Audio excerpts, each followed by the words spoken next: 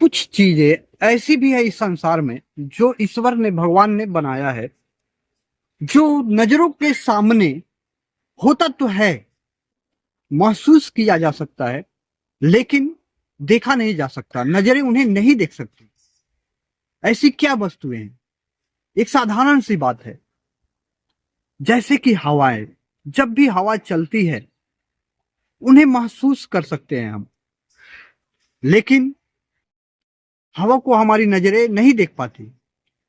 लेकिन हवा है, उसकी अस्तित्व है, यह हर कोई जानता है।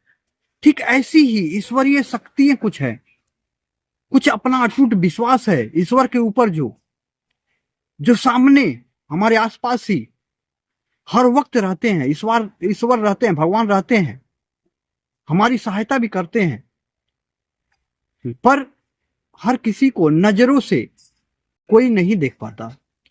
ऐसी ही बहुत सी घटनाएं जीवन में हर किसी को, जो ईश्वर पर विश्वास रखता है, अपनी भक्ति पर विश्वास रखता है, उनके सामने भी ऐसी ही घटनाएं बहुत बार होती हैं। कभी कभी जैसे कि राहों में आप चलते वक्त कहीं जाना है, सोच रहे हैं कि जाए या न जाए।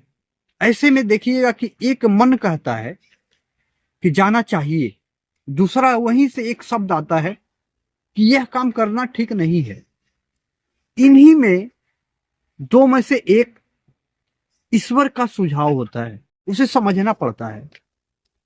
जो अच्छी काम के लिए, कभी भी कुछ करने के लिए अगर कोई रोकता है आपका मन, अगर, तो यह मन की बात है, क्योंकि ये ऊपरी मन का बात, यह बहुत चंचल होता है। यह कभी अच्छी कामों में आपका ध्यान नहीं लगने देता।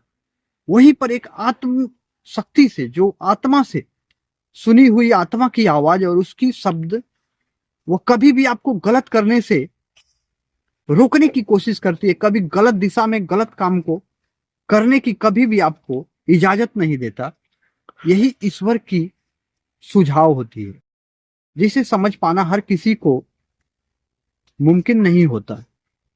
इसे समझने के लिए जो खुद पर विश्वास और भरोसा रखता है, जो अपने भगवान पर, ईश्वर पर भरोसा और विश्वास रखता है, मात्र वही समझ पाता है कि ऐसी बातें दो जगहों से, अपने ही शरीर से कहां से आती हैं। कभी कभी इंसान कुछ करते समय हिम्मत टूट जाता है, साहस खत्म हो जाता है। आखिर कब तक ये लंबी राह की तरह हम चलते ही रहेंगे, करते ही रहेंगे, जीवन भर परेशानियों को झेलते रहेंगे, और कब तक हमारी नसीब नहीं बदलेगी।